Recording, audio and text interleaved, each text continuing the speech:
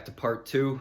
I was supposed to have this video uploaded and done same day as part 1 being uploaded and done, because I know I said it in the video, but some things happened. It was New Year's Eve and I had to stop to go hang out with family, so I couldn't get as much done as I wanted, and plus I had some things that kind of came up with all the parts and everything, which I'm about to explain in a second. So I had to take a step back and purchase some more parts. So here we are, probably I think like a week later. But actually gave time for other parts to come in, so I could kind of show you what other parts I have that just came in, and a couple other updates on things. And there was those two parts that I couldn't show you because they're in my dad's trunk. So I have them here now. And so I'm gonna flip the camera around and then we're gonna go into it and I'll explain kind of what happened. And I'm gonna throw a clip in of the day of that I was supposed to post. I started the video and I took the transmission out and was explaining some things about a certain part that I was worried about. So I don't know if I'll throw that clip in, but let me turn the camera on and explain what's going on. As you see, I did take the transmission off of the 2 valve and set it over here. Upon examination of the flywheel and the clutch when I unbolted it, was pretty shitty and kind of pissed me off because I haven't had any shifting problems, but I'm gonna assume it's because of the way I was driving when I learned, and plus this thing was, I mean, this car wasn't, you know, it wasn't treated like a show car or a really calm car. The guy played with it a lot, and it is a 2003. This does look like it is the stock, oh, ew, Valio. I absolutely hate that brand for clutches and flywheels. They're the absolute shittiest.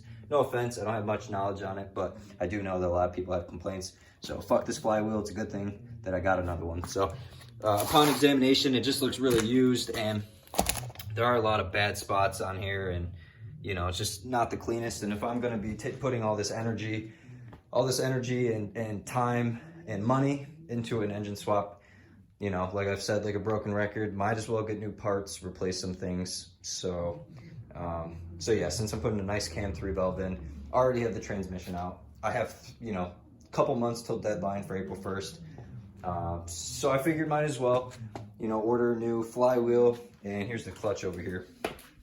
Let's see if I can get this. So I think this is called the pressure plate, and there's a lot of hot spots all around there. This is the actual clutch. If I can throw that there, you can see all that clutch dust kind of fly off. Looks like it's smoking. But yeah, looking at it, there's a lot of hot spots, and I don't know. It just is used and it looks like shit. Guaranteed there's more than 20K miles on this thing, or more or less. But yeah, so this is junk. So my goal that other day when I did the part 1 was to transfer these ugly things onto the back of here and bolt up the transmission. But you know, I'm just in a rush because I'm excited to get this done, and I have all those parts in there and yeah, whatever. So I just stepped back for a second and did some research, and I got a really good Exidy Mach 350 stage 1 clutch that has I think a horsepower rating of like 430 to the wheel and torque. So, you know, I'm not going to be pushing nearly that much, anywhere from 3 to 350, give or take, on how much I could get out of these cams and the tune and everything.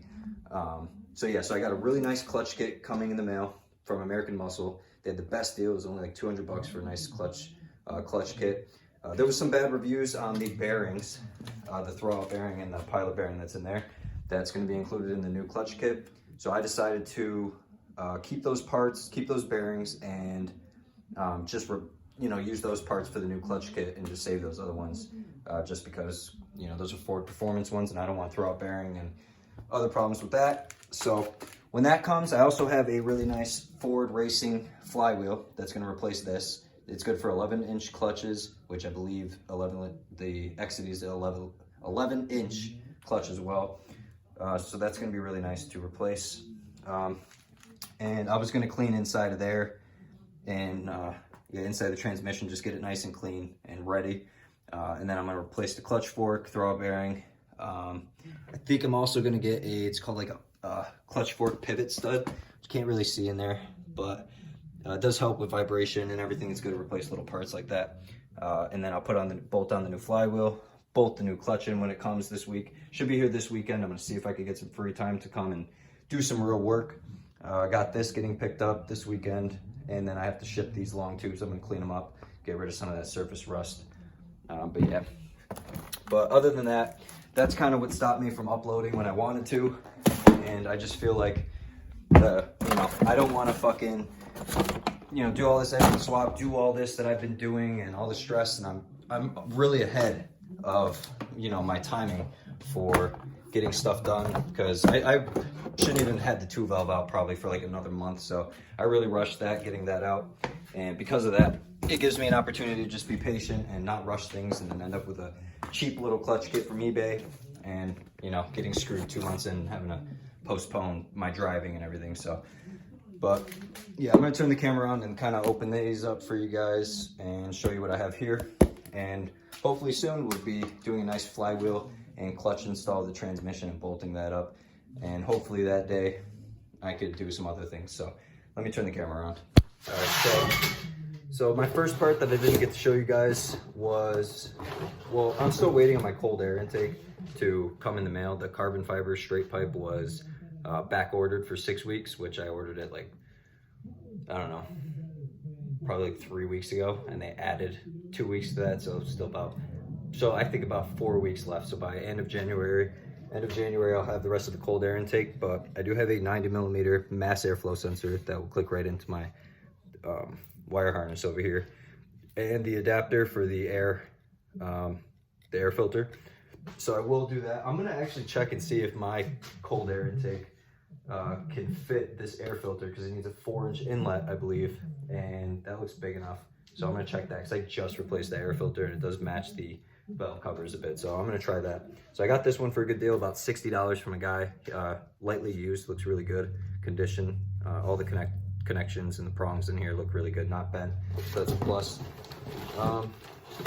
So there was that part I didn't get to show, and I can't wait to show you guys the new carbon fiber cold air intake.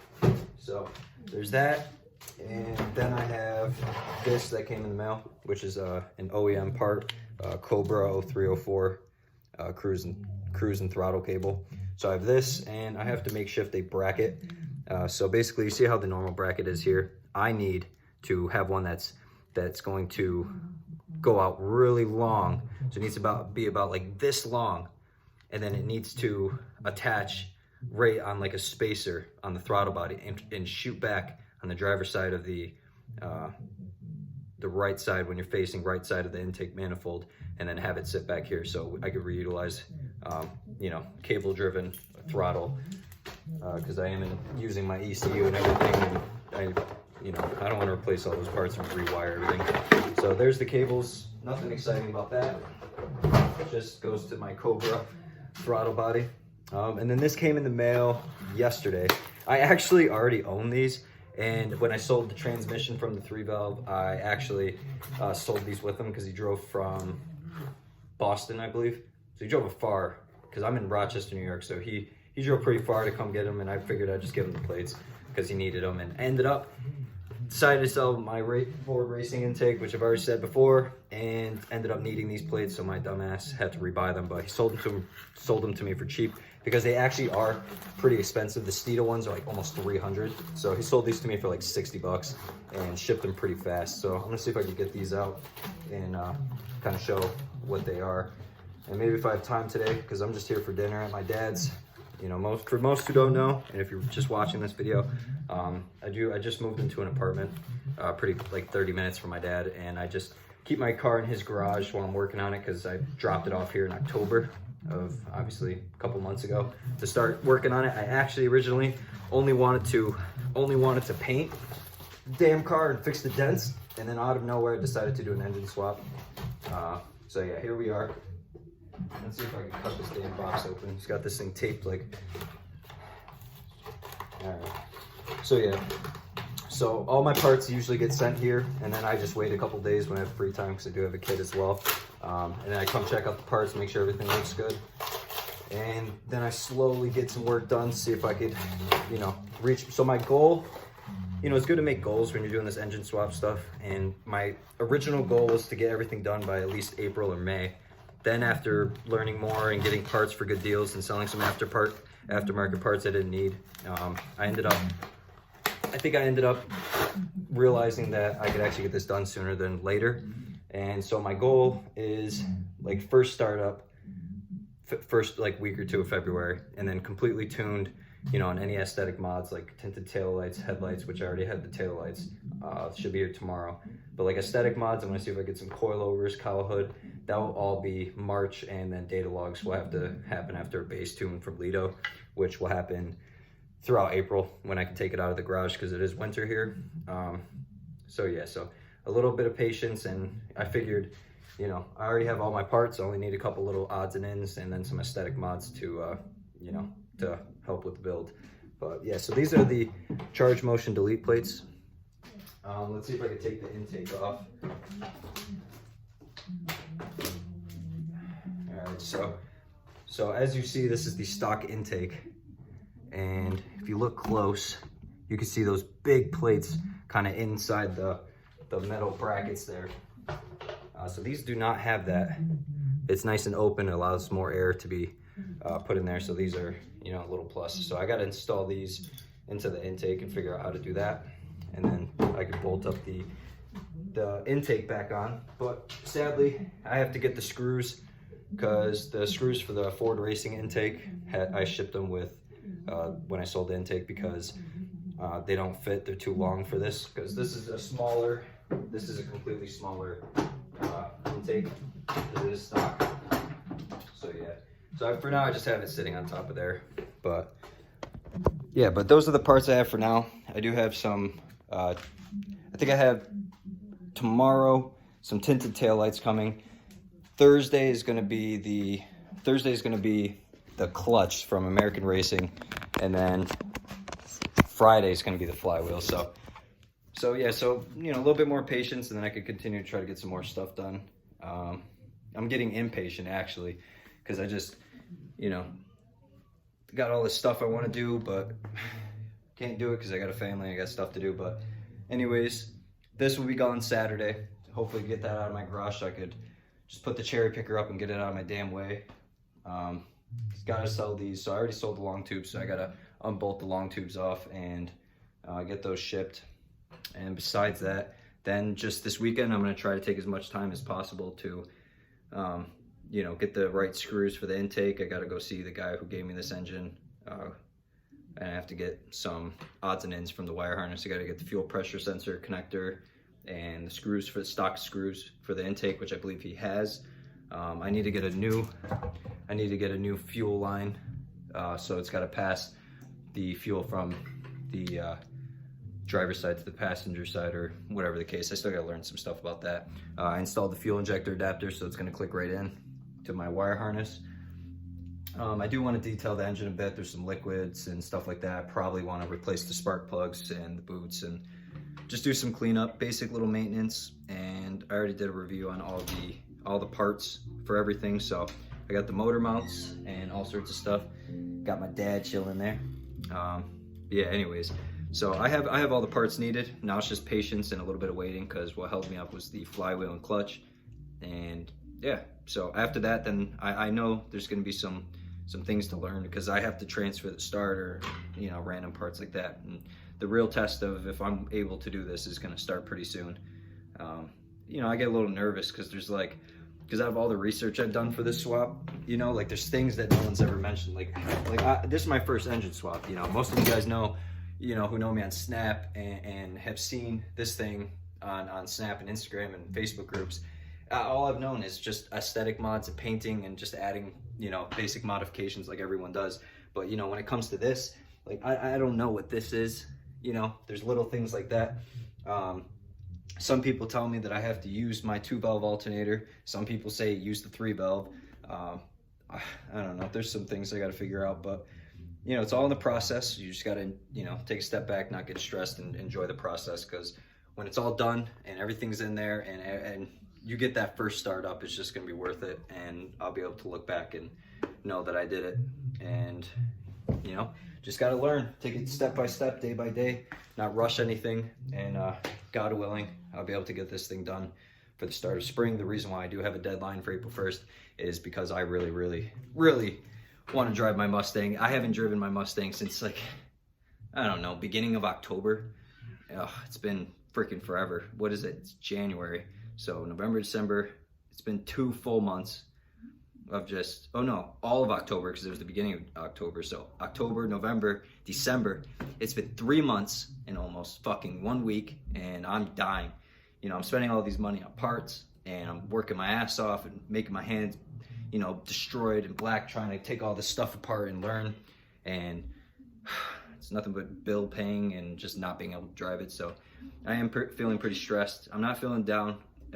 I still feel confident because I do have a lot of resources and places to ask questions, and some really good friends of mine who are willing to help me and answer my questions. And you know, so everything's gonna be fine with that. I'm just getting impatient. I just want to drive. And most people who are in this car scene, car trade, you know, love their Mustangs and stuff.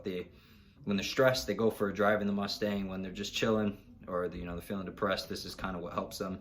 You know, I'm extremely stressed. It's the holidays, you know, COVID, dealing with money, whatever the case. Life is life. But I can't wait to just drive this and just let loose and, you know, get some stress out. So beyond that, there's not much to say, nothing else to say left in this video besides, you know, that little update, what kind of stopped me. You know, I got the new clutch and flywheel coming, and I'm gonna get a new firewall adjuster, clutch cable, and some odds and ends. Kind of as time goes, I really do not need a clutch cable at the moment or anything. I have my used one up there, but I don't really need my like a new one or a firewall adjuster until I'm ready to drive or even start the car up. So that's going to be a little bit, because I need to do all this makeshifting, and there's a lot to learn on my end. It's not just going to be plug and play and I'm all done in 2 days of bolting this thing up. There's going to be some fabrication I have to do, figuring out, you know, I got to make sure the IAC, the idle air control, is really good. I got to make sure all vacuum lines are sealed. And yeah, because a lot of people, in these 3-valve swaps, that is the biggest problem, is the idle. And so I just got to take it day by day, get a tune for it, get some things done, and just enjoy the process, like I've said multiple times. And hopefully I could come up with a really good situation where I get this done sooner than expected, because I do need time to order the cowl hood. I need time to get coilovers. I need time to get the tune. I got to make sure that, you know, I can't get it done, first startup April, because there's still going to be another month of, you know, what if, you know, I'm taking my sweet time, and then April comes around and boom, I try to turn on the car and it doesn't start, or something happens, or there's a line that blows, or just, you know, because this engine's not meant for this car. So there's things that have to be done properly, and you can't mess up, or you could risk some things. So, but yeah, hopefully everything works out as planned, and I want this thing first start up by mid-February, so I can freaking have time to save up, get the rest of the parts I need, and make sure that this thing starts. Even if there's an idle problem, if it starts, if there's fuel and spark, then we're set. And if not, then, you know, at least I have time. So as long as this thing's starting and has decent idle by end of February, then we're good to go, because it'll give me a solid 1 month to get that tune to Lido, or get the tune from Lido, and some data logs of idling and some things to do there. And then hopefully get those last bit of mods first couple weeks of April, so I can enjoy the car scene from freaking spring till fall and actually enjoy what I've been trying to build. So without further ado, that is it for this video. It just, you know, some basic talking, not as much happening as I would like.